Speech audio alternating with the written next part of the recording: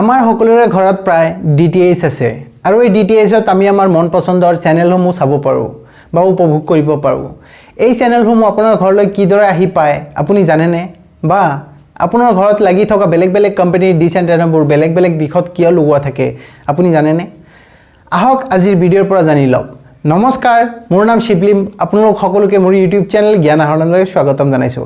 আজিৰ এই ভিডিঅ'টো আৰম্ভ কৰাৰ আগতে মই আপোনালোকক এটা অনুৰোধ জনাওঁ যে মোৰ ভিডিঅ'টো ভাল লাগিলে লাইক কৰিব, কমেণ্টছ কৰিব আৰু শ্বেয়াৰ কৰিব। লগতে মোৰ চেনেলটো ছাবস্ক্ৰাইব কৰিব আৰু তাৰ লগত থকা ঘণ্টা বটনটো দবাব আৰু তাতে অল অপশ্যনটো বাছনি কৰিব, যাতে মই আপলোড কৰা ভিডিঅ'ৰ নটিফিকেশ্যন আপুনি সকলোতকৈ আগত পায়। আহক আজিৰ ভিডিঅ'টো আৰম্ভ কৰোঁ।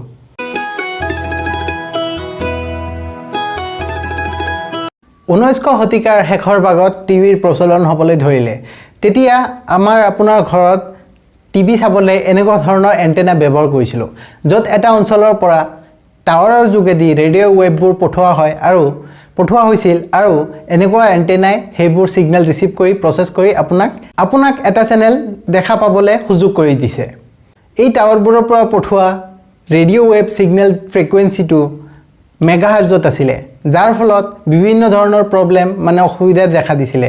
যেনেকুৱা পিকচাৰ কোৱালিটি বহুত বেয়া আছিলে, ছাউণ্ড কোৱালিটি বহুত বেয়া আছিলে, বেয়া ৱেডাৰ থাকিলে চেনেল চোৱা সম্ভৱ নাছিলে। ইয়াৰ পাছতে টেকন'লজি ডেভেলপ হ'ল আৰু আহিলে কেবল টিভি। কেবল টিভিত কি হয়, আপোনালোকৰ অঞ্চলত কেইবাটাও চেনেল একেলগ কৰি সেইটোক আপোনাৰ কেবল যোগেদি আপোনাৰ ঘৰলৈকে সেইটোক পঠোৱা হয়। তাতো আপোনাৰ পিকচাৰ কোৱালিটি, ছাউণ্ড কোৱালিটি বহুত বেয়া আছিলে আৰু তাতে কিছুমান প্ৰব্লেম আছিলে, যিবোৰ কেবলটো মাজৰ ক'ৰবাত কাটি তাৰ পৰা বেলেগে যদি কানেকশ্যন কৰি লয় তেতিয়াহ'লে তাৰ পৰা তেওঁ ধুনীয়াকৈ চাব পাৰে। কিন্তু এইটো কেবল অপাৰেটৰ বা চৰকাৰে এই বিষয়ে গম নাপায়। এই পাইৰেচি ৰখাবলৈ ইয়াৰ পাছত আৰু টেকন'লজি ডেভেলপ হৈ আহিলে DTH। DTHৰ কাম হ'ল তেওঁলোকে গোটেই চেনেলসমূহ, যিমান চেনেল আছে গোটেই চেনেলসমূহ একেলগ কৰে আৰু তাৰে পৰা তেওঁলোকৰ এটা চেণ্টাৰৰ পৰা এইটোক ছেটেলাইটলৈকে সেই ডাটাখিনি ট্ৰান্সমিট কৰে আৰু সেই ছেটেলাইটৰ পৰা বেলেগ আপোনাৰ ঘৰত লগোৱা থকা ডিছ এণ্টেনাবোৰে সেই ছিগনেলসমূহ ৰিচিভ কৰে আৰু তাৰ পৰা আপোনালোকে চেনেলসমূহ চাব পাৰে। ইয়াতে ব্যৱহাৰ কৰা হয় গিগাহাৰ্জ ফ্ৰিকুৱেঞ্চি, যাৰ ফলত আপোনালোকে দেখিব পাৰে এইটোক HD আৰু HDত। ইয়াতে আপুনি পিকচাৰ কোৱালিটি বহুত ভাল পায় আৰু লগতে ছাউণ্ড কোৱালিটিও বহুত উন্নত ধৰণৰ পায়।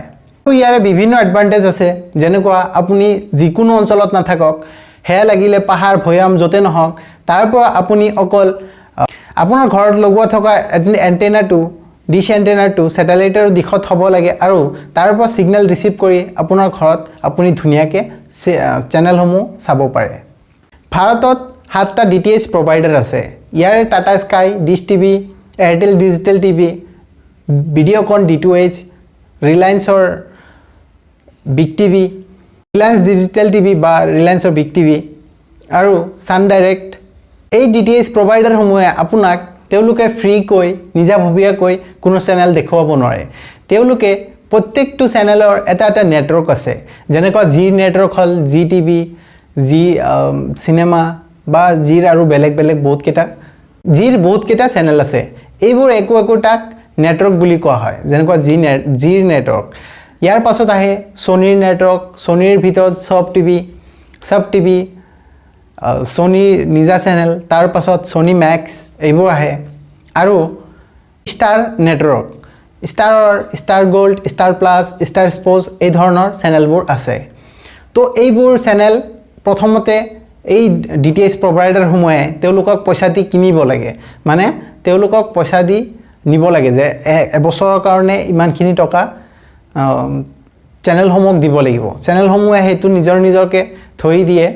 তো সেই হিচাপে DTH প্ৰভাইডাৰসমূহে চেনেলসমূহ কিনি লয় এবছৰৰ কাৰণে। এনেদৰে তেওঁলোকে এই কোম্পানীসমূহৰ পৰা, এই নেটৱৰ্কসমূহৰ পৰা বিভিন্ন ধৰণৰ চেনেল তেওঁলোকৰ ডাটা চেণ্টাৰত লৈ লয় আৰু ইয়াৰ পাছতে তেওঁলোকে একোটা বাণ্ডল বনায় বা একোটা পেক বনায়। কাষ্টমাৰে এই পেকসমূহে ৰিচাৰ্জ কৰিব লাগে, যাৰ ফলত একোটা পেকত যিমানকেইটা চেনেল আছে সেইকেইটা চেনেল সেই কাষ্টমাৰজনে চাব পাৰে। তো ইয়াৰ পাছত আহে তেওঁলোকৰ ডাটা চেণ্টাৰৰ পৰা এইখিনি ট্ৰান্সমিট কৰিব লাগে। এইখিনি ট্ৰান্সমিট কৰাৰ বাবে প্ৰয়োজন হয় একোটা ছেটেলাইটৰ।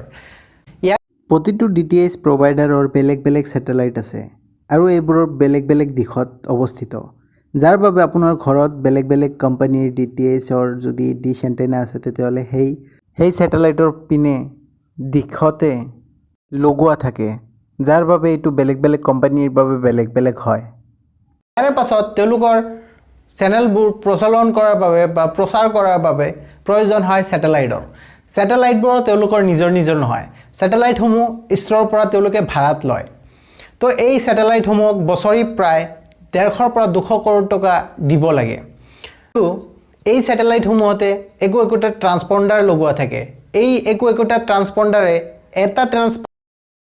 এটা ট্ৰান্সপন্ডাৰে প্ৰায় 30টা মান চেনেল একেলগে দেখুৱাব পাৰে তো এই 300 পৰা 400 লৈ চেনেল দেখুৱাৰ বাবে প্ৰয়োজন হয় কমেও 12টাৰ পৰা 15টা ট্ৰান্সপন্ডাৰ ইয়াৰ পাছত যেতিয়া এই সিগনেলসমূহ ডাটা চেণ্টাৰৰ পৰা কৃত্ৰিম উপগ্ৰহলৈকে মানে স্যাটেলাইটলৈকে পঠোৱালে তাৰ পাছত এইবোৰ আপোনাৰ ঘৰত থকা একোটা ডিশ এণ্টেনাই এই সিগনেলসমূহ ৰিসিভ কৰিব আৰু এই সিগনেল ৰিসিভ কৰি প্ৰসেস কৰি হেতু আপোনাক চেনেলবোৰ চোৱাৰ উপযোগ কৰি তুলিব আশা কৰিছো আপোনালোকৰ আজিৰ ভিডিওটো ভাল লাগিছে যদি ভিডিওটো ভাল লাগে তেতিয়া লাইক কৰিব কমেন্টছ কৰিব আৰু শেয়াৰ কৰিব ইমান ৰাখিছো ধন্যবাদ